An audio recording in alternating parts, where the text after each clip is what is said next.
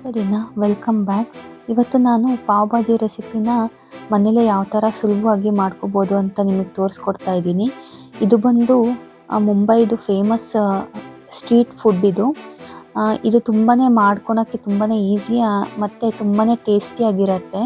ಇದು ಎಲ್ಲ ಏಜ್ವರೆಗೂ ತುಂಬಾ ಇಷ್ಟ ಆಗುವಂಥ ಡಿಶ್ಶು.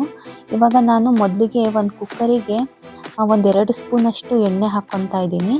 ಇದು ಚೆನ್ನಾಗಿ ಕಾಯಬೇಕು ಎಣ್ಣೆ. ಇದಕ್ಕೆ ಮತ್ತೆ ನಾನು ಒಂದು ಸ್ಪೂನ್ ಆಗೋಷ್ಟು ಬೆಣ್ಣೆ ಹಾಕ್ಕೊತಾ ಇದ್ದೀನಿ. ಇದೆರಡು ಚೆನ್ನಾಗಿ ಬಿಸಿ ಆಗಬೇಕು. ಇದು ಕರಗಿದ ನಂತರ ಬಾಕಿ ಇಂಗ್ರೀಡಿಯೆಂಟ್ಸ್ನೆಲ್ಲ ಹಾಕ್ಕೊಳ್ಳೋಣ. ಇವಾಗ ನೋಡಿ ಇದು ಚೆನ್ನಾಗಿ ಕಾದಿದೆ. ಇವಾಗ ನಾನು ಇಲ್ಲಿ ಅರ್ಧ ಟೀ ಸ್ಪೂನಷ್ಟು ಜೀರಿಗೆ ಹಾಕ್ಕೊತಾ ಇದ್ದೀನಿ. ಈ ಜೀರಿಗೆನೂ ಕೂಡ ಸ್ವಲ್ಪ ಕೆಂಪಗಾಗಬೇಕು. ಎಲ್ಲದನ್ನು ಲೋ ಫ್ಲೇಮಲ್ಲಿ ಇಟ್ಕೊಂಡು ಚೆನ್ನಾಗಿ ಫ್ರೈ ಮಾಡ್ಕೊಳ್ಳಿ. ಇವಾಗ ನಾವು ಬೇರೆ ತರಕಾರಿಗಳನ್ನೆಲ್ಲ ಸೇರಿಸ್ತಾ ಇದ್ದೀನಿ. ಇಲ್ಲಿ ನಾನು ಸ್ವಲ್ಪನೇ ಈರುಳ್ಳಿ ಹಾಕ್ಕೊಂಡಿದ್ದೀನಿ. ಸ್ವಲ್ಪ ಅಂದರೆ ಒಂದು ಸಣ್ಣ ಈರುಳ್ಳಿನ ಸಣ್ಣದಾಗಿ ಕಟ್ ಮಾಡಿ ಹಾಕ್ಕೊಂಡಿದ್ದೀನಿ. ಇದು ಕೂಡ ಎಣ್ಣೆ ಮತ್ತು ಬೆಣ್ಣೆ ಒಳಗಡೆ ಚೆನ್ನಾಗಿ ಫ್ರೈ ಆಗಬೇಕು. ಈಗ ಖಾರಕ್ಕೆ ತಕ್ಕಷ್ಟು ಹಸಿಮೆಣಸಿನ್ಕಾಯಿ ಹಾಕ್ಕೊತಾ ಇದ್ದೀನಿ. ಇಲ್ಲಿ ನಾನು ಒಂದು 3 ಮೆಣಸಿನ್ಕಾಯಿ ತೊಗೊಂಡಿದ್ದೀನಿ. ನಿಮಗೆ ಖಾರ ಎಷ್ಟು ಬೇಕೋ ಅಷ್ಟು ನೋಡ್ಕೊಂಡ್ಬಿಟ್ಟು ನೀವು ಮೆಣಸಿನ್ಕಾಯಿ ಹಾಕ್ಕೋಬೋದು. ಇದು ಕೂಡ ಚೆನ್ನಾಗಿ ಫ್ರೈ ಆಗಬೇಕು. ಈಗ ಇಲ್ಲಿ 1 ಟೇಬಲ್ ಸ್ಪೂನಷ್ಟು ನಾನು ಶುಂಠಿ ಬೆಳ್ಳುಳ್ಳಿ ಪೇಸ್ಟ್ ಹಾಕಿದ್ದೀನಿ. ಇದು ಕೂಡ ಎಣ್ಣೆ ಒಳಗಡೆ ಚೆನ್ನಾಗಿ ಫ್ರೈ ಮಾಡ್ಕೊಳ್ಳಿ. ಈಗ ನಾನು ಇಲ್ಲೆಲ್ಲ ತರಕಾರಿ ಕಟ್ ಮಾಡಿ ಇಟ್ಕೊಂಡಿದ್ದೀನಿ. ಕ್ಯಾರೆಟು, ಬೀನ್ಸ್, ಕಾಲಿಫ್ಲವರು, ಬೀಟ್ರೂಟು, ಬಟಾಣಿ ಇದಿಷ್ಟು ನಾನೆಲ್ಲ ಸಣ್ಣದಾಗಿ ತೊಳ್ಕೊಂಬಿಟ್ಟು ಹೆಚ್ಚಿಟ್ಕೊಂಡಿದ್ದೀನಿ. ಈಗ ನಾನು ಕಾಲಿಫ್ಲವರು, ಬೀನ್ಸ್ ಹಾಕ್ತಾಯಿದ್ದೀನಿ. ಈಗ ಕ್ಯಾರೆಟ್ ಹಾಕ್ಕೊತಾ ಇದ್ದೀನಿ. ಎಲ್ಲ ತರಕಾರಿಗಳನ್ನೂ ನಿಮ್ಗೆ ಎಷ್ಟು ಬೇಕೋ ಅಷ್ಟು ಅಡ್ಜಸ್ಟ್ ಮಾಡ್ಕೊಂಡು ಹಾಕ್ಕೊಳ್ಳಿ. ಈಗ ಸ್ವಲ್ಪ ಬಟಾಣಿ ಹಾಕ್ಕೊತಾ ಇದ್ದೀನಿ. ಮತ್ತು ಒಂದು ಅರ್ಧದಷ್ಟು ಬೀಟ್ರೂಟ್ ಹಾಕ್ಕೊತಾ ಇದ್ದೀನಿ. ಬೀಟ್ರೂಟ್ ಬಂದು ನಾನು ಕಲರಿಗೆ ಹಾಕ್ಕೊತಾ ಇರೋದು. ಇಲ್ಲಿ ನಾನು ಯಾವುದೇ ಫುಡ್ ಕಲರ್ ಯೂಸ್ ಮಾಡ್ತಾ ಇಲ್ಲ. ಇಲ್ಲಿ ನಾನು ಬೇಯಿಸಿಟ್ಕೊಂಡಿದ್ದೆ ಆ ಎರಡು ಆಲೂಗಡ್ಡೆನ ಚೆನ್ನಾಗಿ ಬೇಯಿಸ್ಕೊಂಡು ಕಟ್ ಮಾಡಿ ಹಾಕ್ಕೊಂಡಿದ್ದೀನಿ. ಇದು ಕೂಡ ಹಾಕ್ಕೊಂಡ್ಬಿಟ್ಟು ನೀರು ಹಾಕ್ಕೊಂಡು ಇದನ್ನು 2 ರಿಂದ 3 ವಿಷಲ್ ಚೆನ್ನಾಗಿ ತರಕಾರಿನೆಲ್ಲ ಬೇಯಿಸ್ಕೋಬೇಕಾಗತ್ತೆ ನಾವು. ಇದನ್ನು ಕ್ಲೋಸ್ ಮಾಡಿಬಿಟ್ಟು ನಾನು ಇವಾಗ ಪ್ರೆಷರ್ ಕುಕ್ ಮಾಡ್ಕೊತೀನಿ. ಇದು ಬಂದು ತುಂಬಾ ಟೇಸ್ಟಿಯಾಗಿರುತ್ತೆ. ಇವಾಗ ನೋಡಿ, ಈಗ ಪಾವ್ ಭಾಜಿ ಜೊತೆಗೆ ನಮಗೊಂದು ಚಿಲ್ಲಿ ಮತ್ತು ಗಾರ್ಲಿಕ್ಕಿನ ಒಂದು ಚಟ್ನಿ ಕೊಡ್ತಾರೆ. ಅದು ಯಾವ ಥರ ಮಾಡೋದು ಅಂತ ತೋರಿಸ್ತಾ ಇದ್ದೀನಿ. ಇಲ್ಲಿ ಒಂದು 10 ರಿಂದ 15 ಬ್ಯಾಡಗಿ ಮೆಣಸಿನ್ಕಾಯಿನ ಬಿಸಿನೀರಲ್ಲಿ ನೆನೆಸ್ಬಿಟ್ಟು ತೆಗೆದಿಟ್ಕೊಂಡಿದ್ದೀನಿ. ಇದಕ್ಕೆ ಒಂದು 5 ರಿಂದ 6 ಬೆಳ್ಳುಳ್ಳಿ, ಒಂದು ಅರ್ಧ ಟೀ ಸ್ಪೂನಷ್ಟು ಜೀರಿಗೆ, ಮತ್ತು ರುಚಿಗೆ ತಕ್ಕಷ್ಟು ಉಪ್ಪು, ಮತ್ತು ಒಂದು ಅರ್ಧ ನಿಂಬೆಹಣ್ಣನ್ನ ಕಟ್ ಮಾಡಿ ಹಿಂಡ್ಕೊಳ್ಳಿ. ಇದು ಕೂಡ ಚೆನ್ನಾಗಿ ನಾವು ಫೈನ್ ಪೇಸ್ಟ್ ಮಾಡ್ಕೋಬೇಕಾಗತ್ತೆ. ಇದಕ್ಕೆ ನೀರು ಸೇರಿಸೋ ಅವಶ್ಯಕತೆ ಇರೋದಿಲ್ಲ. ಇಲ್ಲಿ ನಾನು ನೆನೆಸಿರ್ತೀನಲ್ಲ ಬಿಸಿನೀರಲ್ಲಿ, ಆಗಲೇ ಮೆಣಸಿನ್ಕಾಯಿ ಎಲ್ಲ ಮೆತ್ತಗಾಗ್ಬಿಟ್ಟಿರುತ್ತೆ. ನೀವು ಹಾಗೇ ಗ್ರೈಂಡರ್ ಮಾಡ್ಕೋಬೋದು. ಸ್ವಲ್ಪ ಅವಶ್ಯಕತೆ ಇತ್ತು ಒಂಚೂರು ನೀರು ಹಾಕ್ಕೊಳ್ಳಿ. ನೀರು ಹಾಕ್ಕೊಳ್ಳಿಲ್ಲ ಅಂದರೆ ಇದನ್ನು ನಾವು ಚೆನ್ನಾಗಿ ಸ್ಟೋರ್ ಮಾಡ್ಕೋಬೋದು ಫ್ರಿಜ್ಜಲ್ಲಿ. ಇವಾಗ ಒಂದು ಪ್ಯಾನಿಗೆ ನಾನು ಎಣ್ಣೆ ಹಾಕ್ಕೊತಾ ಇದ್ದೀನಿ. ಇದಕ್ಕೆ 1 ಟೇಬಲ್ ಸ್ಪೂನಷ್ಟು ಬೆಣ್ಣೆ ಹಾಕ್ಕೊತಾ ಇದ್ದೀನಿ. ಇದೆರಡು ಚೆನ್ನಾಗಿ ಬಿಸಿ ಆಗಬೇಕು. ಎಲ್ಲದನ್ನು ಲೋ ಫ್ಲೇಮಲ್ಲಿ ಇಟ್ಕೊಂಡೆ ನೀವು ಇದು ಮಾಡ್ಕೊಳ್ಳಿ, ಬಿಸಿ ಮಾಡ್ಕೊಳ್ಳಿ. ಇಲ್ಲಾಂದರೆ ಬೆಣ್ಣೆ ಸುಟ್ಕೋದಂಗೆ ಆಗಿಬಿಡತ್ತೆ. ಇವಾಗ ನೋಡಿ ಇದೆಲ್ಲ ಚೆನ್ನಾಗಿ ಕರಗಿದೆ. ಇವಾಗ 1 ಟೇಬಲ್ ಸ್ಪೂನಷ್ಟು ನಾನು ಜೀರಿಗೆ ಹಾಕ್ಕೊಂಡಿದ್ದೀನಿ. ಅದು ಕೂಡ ಚೆನ್ನಾಗಿ ಫ್ರೈ ಆಗಬೇಕು. ಈ ಪಾವ್ ಭಾಜಿಲಿ ಜೀರಿಗೆ ಫ್ಲೇವರು ಚೆನ್ನಾಗಿ ಬರಬೇಕು. ಇವಾಗ ನೋಡಿ ನಾನು 1 ಟೀ ಸ್ಪೂನಷ್ಟು ಕಸೂರಿ ಮೇಥಿ ಹಾಕ್ಕೊಂಡಿದ್ದೀನಿ. ಈಗ ಸಣ್ಣದಾಗಿ ಹೆಚ್ಚಿಟ್ಕೊಂಡಿದ್ನಲ್ಲ 2 ಈರುಳ್ಳಿ ಹೆಚ್ಚಿಟ್ಕೊಂಡಿದ್ದೀನಿ ಸಣ್ಣದಾಗಿ, ಅದನ್ನು ಹಾಕ್ಕೊಂಡು ಫ್ರೈ ಮಾಡ್ಕೊತಾ ಇದ್ದೀನಿ. ಕಸೂರಿ ಮೇಥಿ ಹಾಕೋದ್ರಿಂದ ಅದು ಟೇಸ್ಟ್ ತುಂಬಾ ಚೆನ್ನಾಗಿ ಬರುತ್ತೆ ಮತ್ತು ಅದು ಒಂದು ಡಿಫ್ರೆಂಟಾಗಿ ಫ್ಲೇವರ್ ಕೊಡುತ್ತೆ. ಇದು ಸ್ವಲ್ಪ ಈರುಳ್ಳಿ ಬೇಗನೆ ಮೆತ್ತಗಾಗಲಿ ಅಂತ ಸ್ವಲ್ಪನೇ ಉಪ್ಪು ಹಾಕ್ಕೊಂಡಿದ್ದೀನಿ ನಾನು. ಇವಾಗ ನೋಡಿ ಇದೆಲ್ಲ ಚೆನ್ನಾಗಿ ಫ್ರೈ ಮಾಡ್ಕೊತಾ ಇದ್ದೀನಿ. ಈಗ ಸಣ್ಣದಾಗಿ ಹೆಚ್ಚಿಟ್ಕೊಂಡಿರೋ ಕ್ಯಾಪ್ಸಿಕಮ್ ಹಾಕ್ಕೊಂಡಿದ್ದೀನಿ. ಇದು ಆದಷ್ಟು ಎಲ್ಲ ತರಕಾರಿಗಳನ್ನ ನೀವು ಸಣ್ಣದಾಗಿ ಕಟ್ ಮಾಡಿಕೊಂಡ್ರೆ ಸ್ಮ್ಯಾಶ್ ಮಾಡೋಕ್ಕೆಲ್ಲ ಈಸಿ ಆಗುತ್ತೆ. ಇವಾಗ ನೋಡಿ ಇದು ಎಣ್ಣೆ ಒಳಗಡೆ ಚೆನ್ನಾಗಿ ಫ್ರೈ ಮಾಡ್ಕೋಬೇಕು. ಮುಚ್ಚಿಟ್ಟು ಒಂದು ಸ್ವಲ್ಪ ಹೊತ್ತು ನೀವು ಚೆನ್ನಾಗಿ ಬೇಯಿಸ್ಕೊಳ್ಳಿ. ಆವಾಗ ಅದು ನಮಗೆ ಸ್ಮ್ಯಾಶ್ ಮಾಡೋಕ್ಕೆ ಅನುಕೂಲ ಆಗುತ್ತೆ. ಸ್ವಲ್ಪ ತರಕಾರಿಗಳೆಲ್ಲ ಗಟ್ಟಿಯಾಗಿತ್ತು ಅಂದರೆ ಅದಷ್ಟು ಚೆನ್ನಾಗಿರೋದಿಲ್ಲ ನಾವು ತಿನ್ನಬೇಕಾದ್ರೆ. ಇವಾಗ ನೋಡಿ ಚೆನ್ನಾಗಿ ಇದು ಫ್ರೈ ಆಗಿದೆ, ಎಲ್ಲ ಎಣ್ಣೆ ಎಲ್ಲ ಬಿಡ್ತಾ ಇದೆ. ಇವಾಗ ತರಕಾರಿ ಎಲ್ಲ ಮೆತ್ತಗಾಗೋಗಿದೆ. ಇವಾಗ ಇದಕ್ಕೆ ಸ್ವಲ್ಪನೇ ಅರಿಶಿನ ಪುಡಿ ಹಾಕ್ತಾಯಿದ್ದೀನಿ, ಒಂದು 1/4 ಟೀ ಸ್ಪೂನಷ್ಟು ಅರಿಶಿನದ ಪುಡಿ.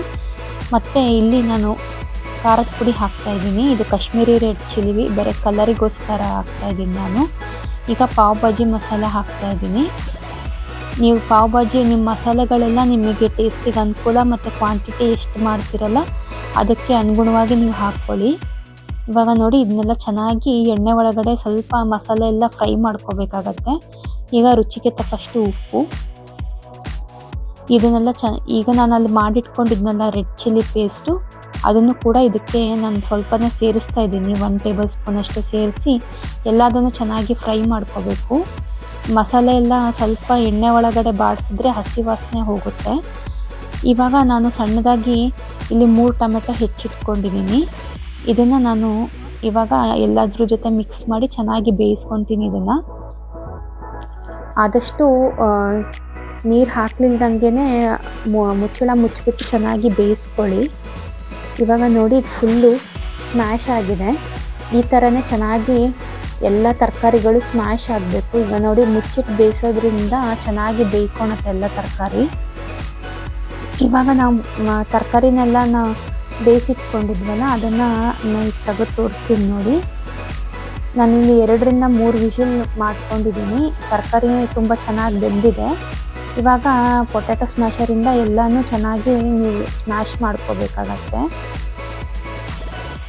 ಈಗ ನಾನೆಲ್ಲ ತರಕಾರಿ ಹಾಕಿದ್ನಲ್ಲ, ಬಟಾಣಿ ಮತ್ತು ಆಲೂಗಡ್ಡೆ, ಕ್ಯಾರೆಟು, ಬೀನ್ಸು ಎಲ್ಲದನ್ನು ಈ ಥರ ಚೆನ್ನಾಗಿ ಇದನ್ನು ಸ್ಮ್ಯಾಶ್ ಮಾಡಿಕೊಂಡು ಈಗ ನಾವು ಮಸಾಲೆ ರೆಡಿ ಮಾಡಿ ಇಟ್ಕೊಂಡಿದ್ವಲ್ಲ ಅದಕ್ಕೆ ಇದನ್ನು ಸೇರಿಸ್ಬೇಕು.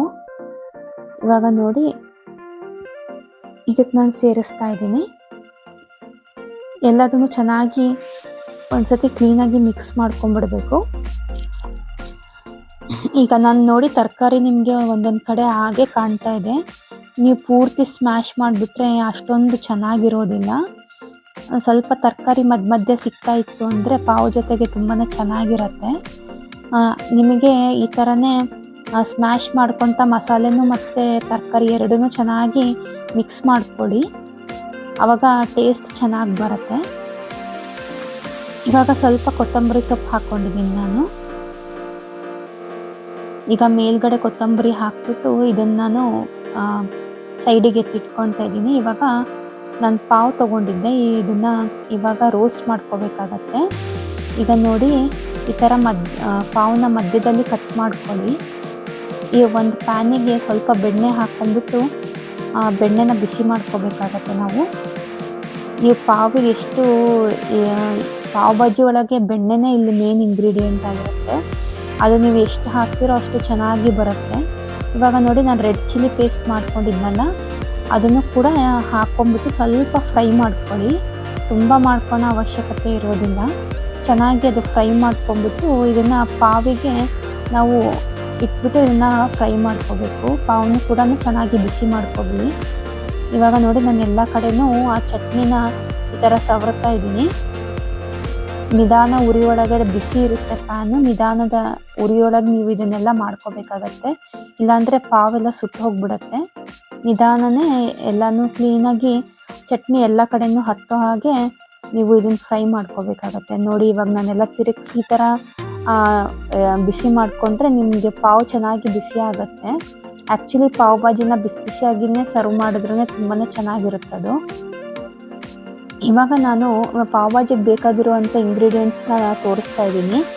ಆಲೂಗಡ್ಡೆ, ಅದು ಬೇಯಿಸಿಟ್ಕೊಂಡಿರೋ ಆಲೂಗಡ್ಡೆ, ಕ್ಯಾಪ್ಸಿಕಮ್ಮು, ಉಪ್ಪು, ಪಾವ್ ಭಾಜಿ ಮಸಾಲ, ಅರಿಶಿನದ ಪುಡಿ, ಜೀರಿಗೆ, ಹಸಿಮೆಣಸಿನ್ಕಾಯಿ, ಜಿಂಜರ್ ಗಾರ್ಲಿಕ್ ಪೇಸ್ಟು, ಖಾರದ ಪುಡಿ, ಈರುಳ್ಳಿ, ಕ್ಯಾರೆಟು, ಬೀನ್ಸು, ಹಸಿ ಬಟಾಣಿ, ಗೋಬಿ ಮತ್ತು ಬೀಟ್ರೂಟು, ಕೊತ್ತಂಬರಿ ಸೊಪ್ಪು, ಕಸೂರಿ ಮೇಥಿ ಮತ್ತು ಪಾವ್ ಬ್ರೆಡ್, ಇದಿಷ್ಟು ಬೇಕಾಗಿರುವಂಥ ಇಂಗ್ರೀಡಿಯೆಂಟ್ಸು.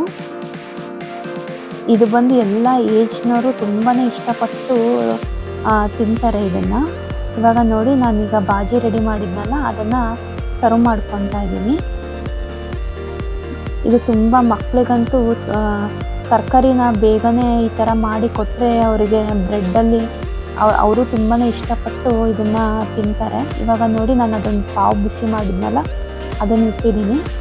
ಈಗ ತುಂಬ ಟೇಸ್ಟಿಯಾಗಿ ಮತ್ತು ತುಂಬ ಫ್ಲೇವರ್ಫುಲ್ ಆಗಿರುವಂಥ ಪಾವ್ ಭಾಜಿ ರೆಡಿಯಾಗಿದೆ. ಇದನ್ನು ನೀವು ಒಮ್ಮೆ ಮನೇಲಿ ಟ್ರೈ ಮಾಡಿ ಯಾವ ಥರ ಬಂತು ಅಂತ ಕಮೆಂಟ್ ಮಾಡಿ ತಿಳಿಸಿ. ನಮ್ಮ ಚಾನಲ್ನ ಮೊದಲು ಬಾರಿಗೆ ನೋಡ್ತಾ ಇದ್ದರೆ ನಮ್ಮ ಚಾನಲ್ನ ಸಬ್ಸ್ಕ್ರೈಬ್ ಮಾಡ್ಕೊಳ್ಳಿ, ನಿಮ್ಮ ಫ್ಯಾಮಿಲಿ ಫ್ರೆಂಡ್ಸ್ ಜೊತೆಗೆ ಶೇರ್ ಮಾಡಿ. ಹಾಗೆ ನಮ್ಮ ವೀಡಿಯೋಗಳು ಯಾವ ಥರ ಬರ್ತಾ ಇದೆ ಅಂತ ಒಂದು ಲೈಕ್ ಕೊಡಿ. ನಿಮ್ಮ ಲೈಕಿಂದ ನನ್ನ ನೆಕ್ಸ್ಟು ವೀಡಿಯೋಕ್ಕೆ ಮೋಟಿವೇಶನ್ ಸಿಕ್ದಂಗೆ ಆಗತ್ತೆ.